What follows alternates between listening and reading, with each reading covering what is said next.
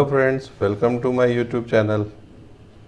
पीछे के सीरीज़ में हम लोगों ने कंप्यूटर फंडामेंटल को एग्जामिनेशन पॉइंट ऑफ व्यू से देखा, जिसमें पार्ट 1 में हम लोगों ने बेसिक कंप्यूटर्स के जो भी नॉलेज ज़रूरी थे वो हमने लिए। सेकेंड पार्ट में कंप्यूटर मेमोरी काफ़ी डीपली में देखा हम लोग। और आज का जो पार्ट है ये जनरेशन ऑफ कंप्यूटर्स को कवर करेगा, as well as types of computer को कवर करेगा।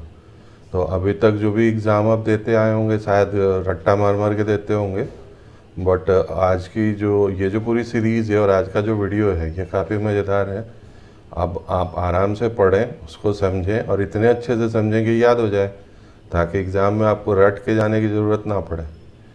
तो कंप्यूटर नॉलेज क्यों ज़रूरी है, तो पिछले वीडियो में भी मैंने आपको इसके बारे में बताया था, फिर से रिपीट कर रहा हूँ कि कंप्यूटर आज के डेट में सबसे वाइटल पार्ट है, क्योंकि जितने भी कॉम्पिटिटिव एग्ज़ाम या एंट्रेंस एग्ज़ाम्स हैं या खुद के लिए भी बिना कंप्यूटर्स के हम लोग आगे बढ़ ही नहीं सकते हैं।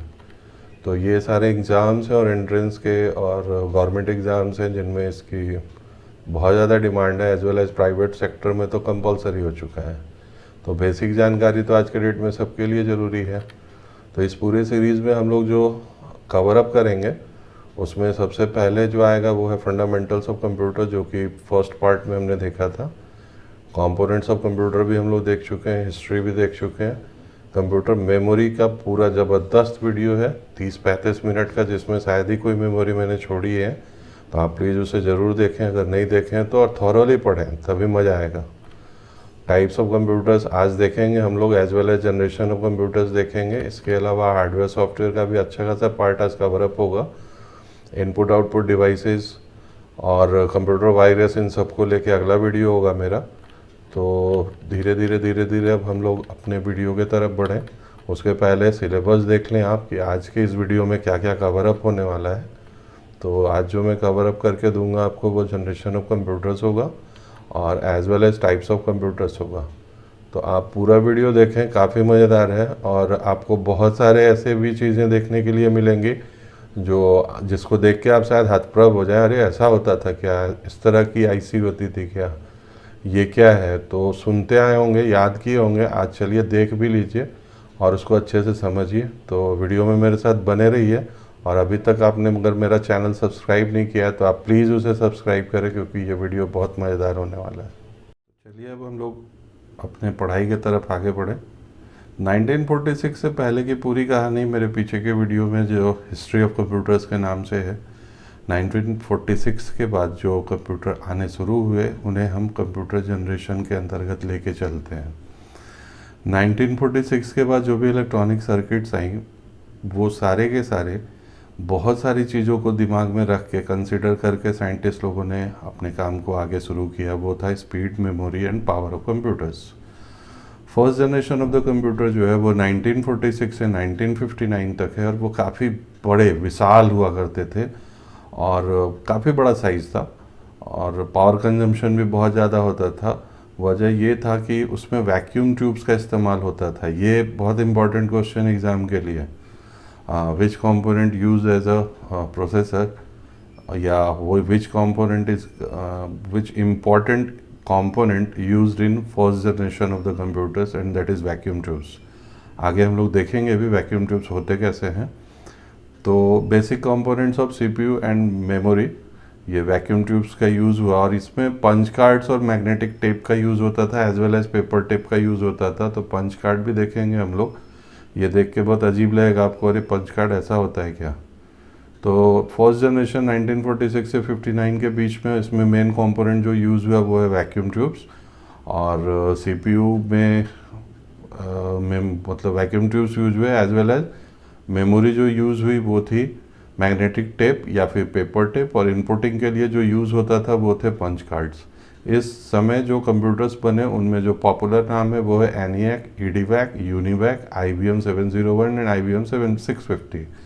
ये जो फुल फॉर्म है ये हमेशा पूछता है आपके एग्जाम में, what is the full form of ENIAC, electronic numerical integrator and computer, electronic discrete variable automatic computer, as well as UNIVAC, universal automatic computer. तो ये आप याद कर लेंगे, ये एब्रिविएशंस का भी प्रिपरेशन हो रहा है, ये ड्यूरेशन याद कर लेंगे आप और वैक्यूम ट्यूब्स याद रखेंगे।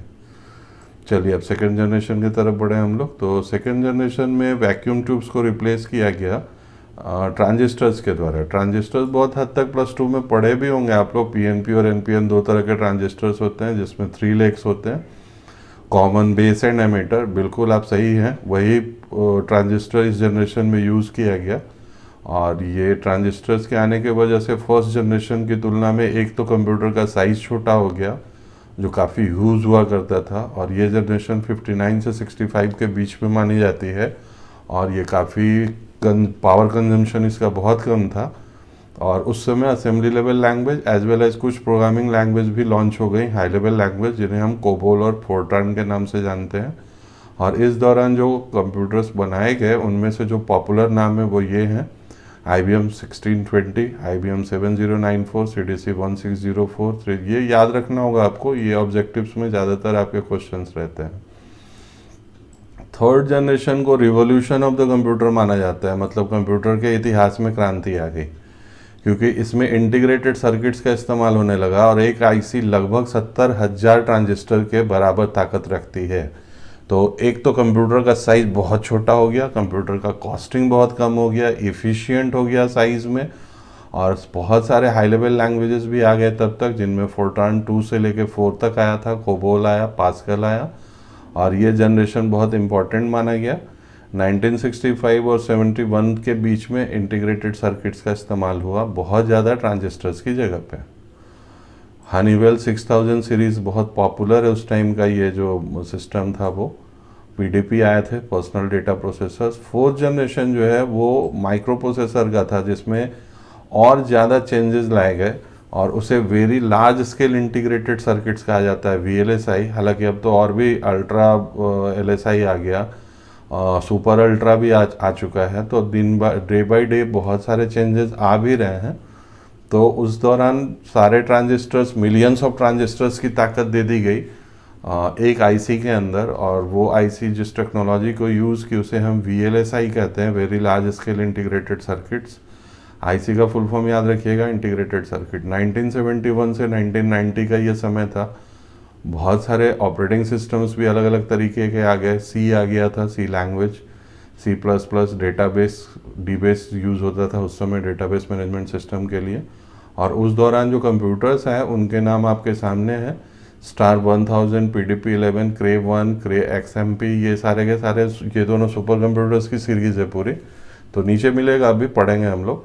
फिफ्थ जनरेशन जो है, ये अभी जो मैं चर्चा कर रहा था ऊपर में कि अल्ट्रा लार्ज स्केल इंटीग्रेशन आ गया है, और ULSI के नाम से हम लोग इसको जानते हैं। तो अभी और भी रोज़ एडवांसमेंट आ रहे हैं। तो जो फिफ्थ जनरेशन है वो एडवांस जनरेशन ही है, जो कि 1980 से आज तक के डेट में चल रहा है। और इसमें C++, जावा, .NET, VB, बहुत सारे अब लैंग्वेजेस आ चुके हैं आपके लिए। और इसके दौरान जो कंप्यूटर्स बने उनमें से पॉपुलर है desktop, laptop, notebook, ultrabook, Chromebook.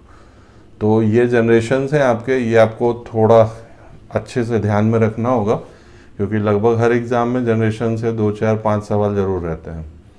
अब कंप्यूटर का क्लासिफिकेशन देखें हम लोग, तो किसी भी चीज़ को क्लासिफाई करने के बहुत सारा पैमाना होता है, बहुत सारे क्राइटेरिया होते हैं, जिनमें से कंप्यूटर्स को जब क्लासिफाई करके दिया गया है तो 3 कैटेगरीज पे। पहले तो उसका साइज़ और कैपेसिटी कैसा है, एज वेल एज किस पर्पस के लिए उसे यूज़ किया जा रहा है, और कौन सा हार्डवेयर डिज़ाइन या टाइप उसमें यूज़ किया जा रहा है।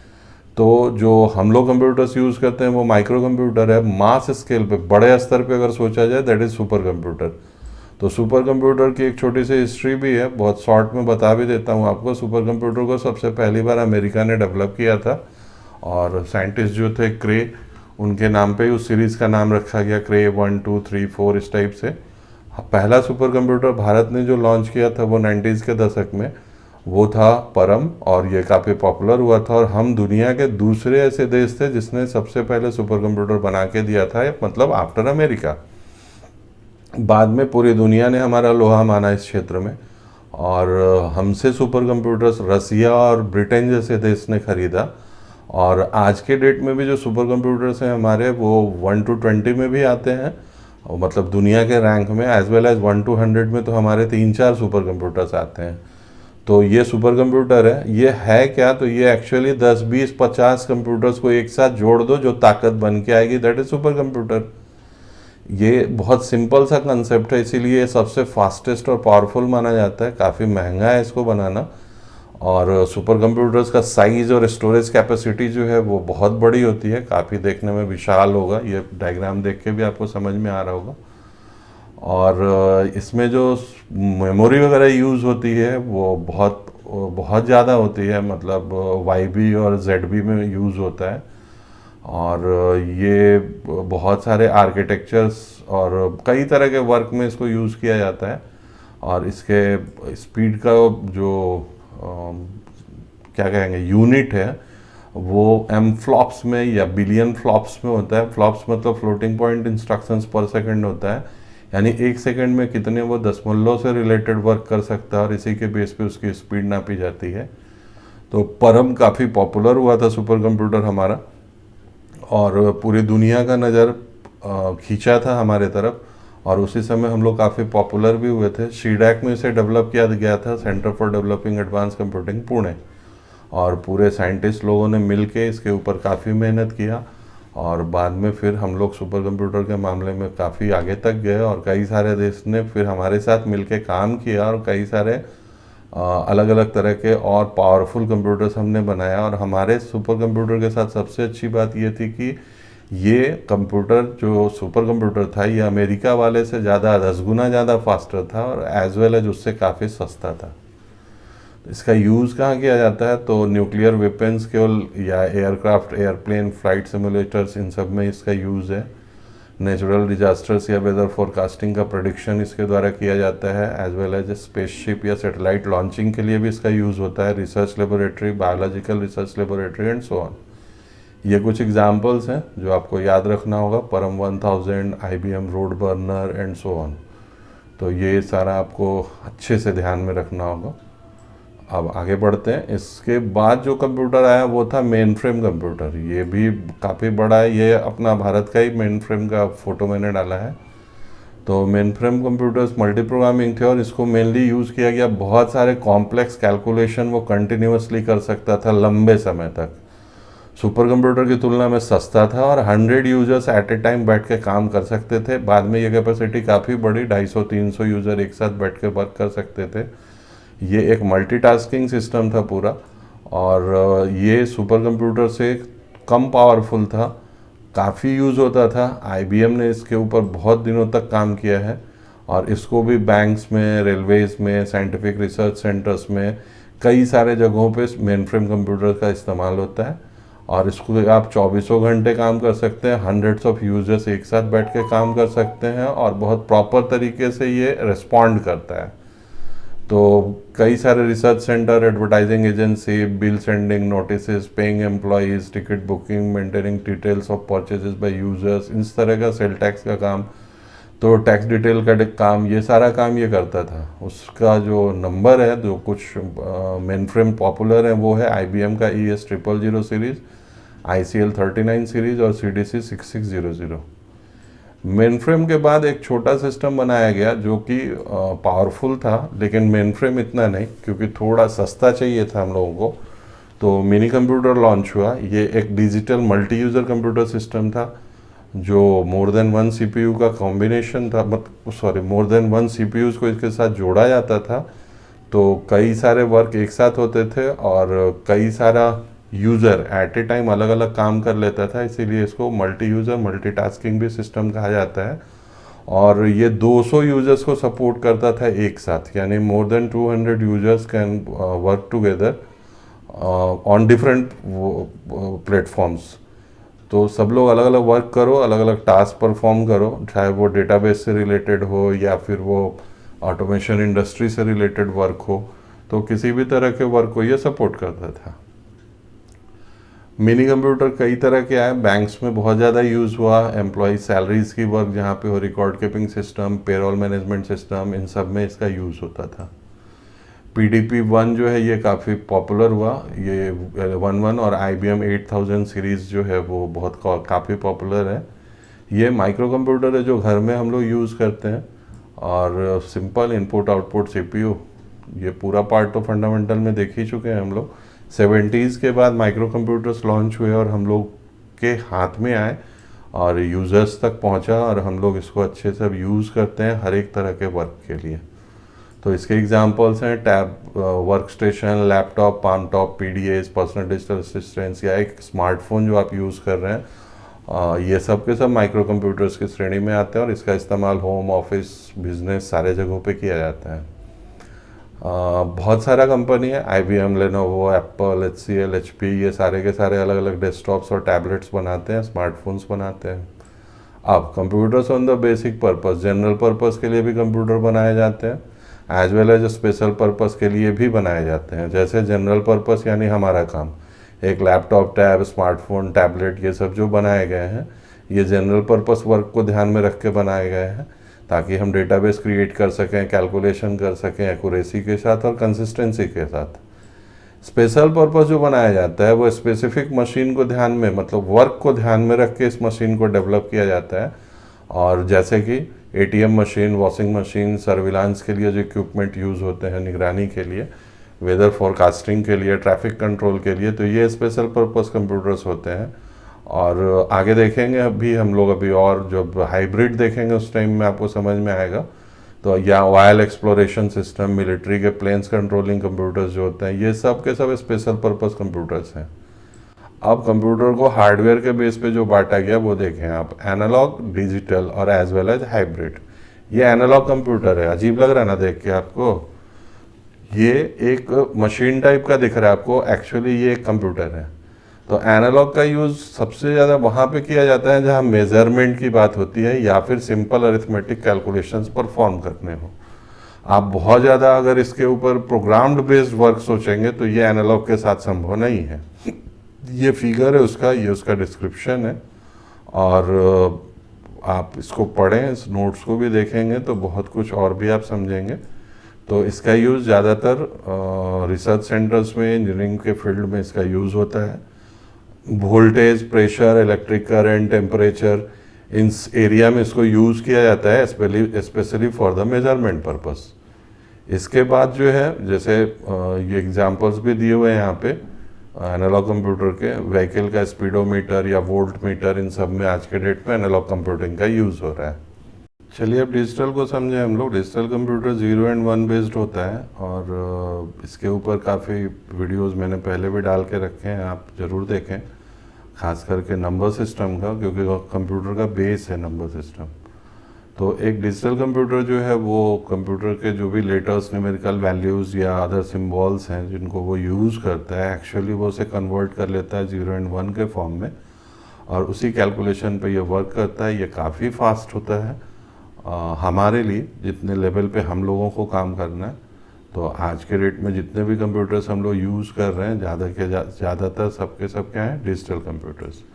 इसका मेन काम है, आप जो भी डेटा देंगे उसे वो रिसीव करता है, उसके ऊपर प्रोसेसिंग करता है, सॉर्टिंग करेगा, ट्रांसमिटिंग करेगा, आउटपुट देगा।